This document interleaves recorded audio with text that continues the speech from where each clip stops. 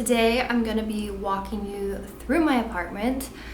My lease is up in November, so I'll be moving out soon, but I wanted to document this because this is the first time I've ever lived completely alone. I've had a lot of personal growth here, and this has been a very needed step in my life. So this apartment to me is a little bit sentimental, and I just like the way it's come together over the past year. So I want to just show you around. It's nothing crazy.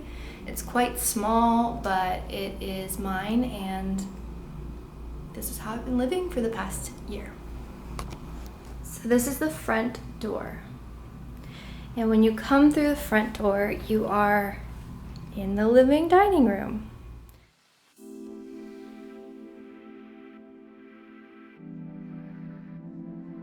One of my favorite pieces is this chair right here. I thrifted this, and then my mom's boyfriend was able to recover it in this really pretty navy blue velvet. I've got my wall-mounted smart TV, which is probably the best purchase ever. If you don't have a smart TV, you need a smart TV. They're amazing. Got my Xbox, of course. It's a little look at my coffee table. Most of this stuff is thrifted. So this is the bar area, and I used to have my snake Lilith right here, if you remember. Originally, Lilith belonged to my friend Jessica. So Jessica is still in Australia, and when she comes back home, she will be claiming her little girl Lilith. So this is my really weak bar. I want to get some whiskey in here, but that's what we got going on for now. Got my cameras, my degree, some of my artwork. Here's a look at some of my books and poetry. Thrifted this butterfly picture and thrifted the cat. I really love this table. I got it off of Wayfair. And then my mom and I found these chairs. They were so rusty and they had no cushions on them. But again, her boyfriend recovered them, and I think that they fit with the table super cool. An abstract piece of art. Here is my full-length mirror. Then you go this way, and this is the kitchen. So we have a little bit of storage right here. This is just like winter coats, umbrellas, running shoes, yoga mat, random messy shoes. Then you walk around here to the kitchen. This is the pantry. This is my little kitchen right here. Didn't do a lot of cooking. Probably should have done more. This is me as a little kid. That is the first picture Jimmy and I ever took together. I obviously wasn't ready. Sink, Vitamix, and then that's kind of a view of the living room. Through here is just more storage and washer dryer, which is really nice to have in an apartment. Then you come out this way through the tiniest hallway, and I'll show you the bathroom first. I really loved how the mirrors went to the ceiling in this bathroom. There is really long, spacious countertop. I keep most of my products out that I use on the daily. Medicine cabinet. That is another closet. It's not very organized right now, but I'll just show you like a little glimpse of it. I usually keep towels on top and then all my products there. Another thing I love about this bathroom is you can turn off the main light, and that light just stays on, which is really nice if you're taking a bath. And also, that's a heater, so it's really nice in the winter time. Come out this way, and here we have my bedroom. The computer is already in the new place, so a computer went there, but this is my bedroom. Very plain and simple. One thing I really like is my bed frame, bed stand. I don't know what you'd call it, but I got that from Amazon.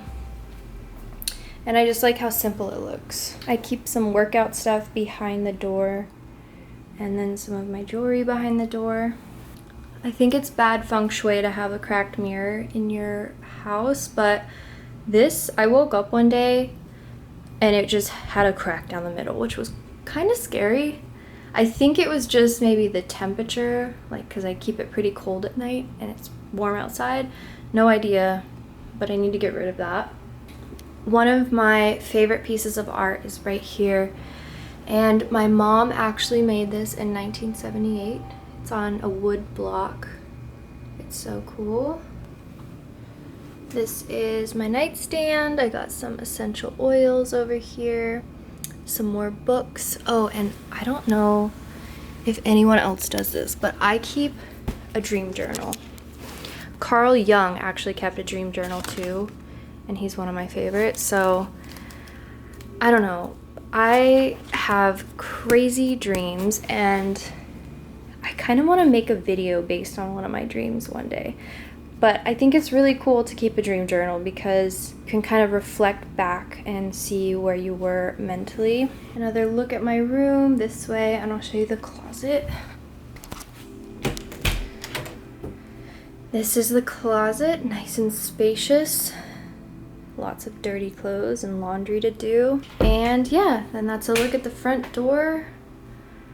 I have grown to really love this apartment. I feel safe and secure, and I just think it's so cute. I do have a patio as well. There's a door in my room that actually leads out to it, but it just looks like this, nothing special. Really had big visions for it, but none of that happened. So that was my apartment, and I've gotta say that living here alone has probably been one of the best things I've ever done for myself. I've always struggled to be alone, to be on my own, to do things independently. I've just always been that type of person that really felt like they needed someone. So being alone here, living alone, was really, really a scary step in my life, but totally necessary. I think I've had so much growth as a person since living here on my own. There was a point in my life where I actually thought that I might not be able to survive by myself.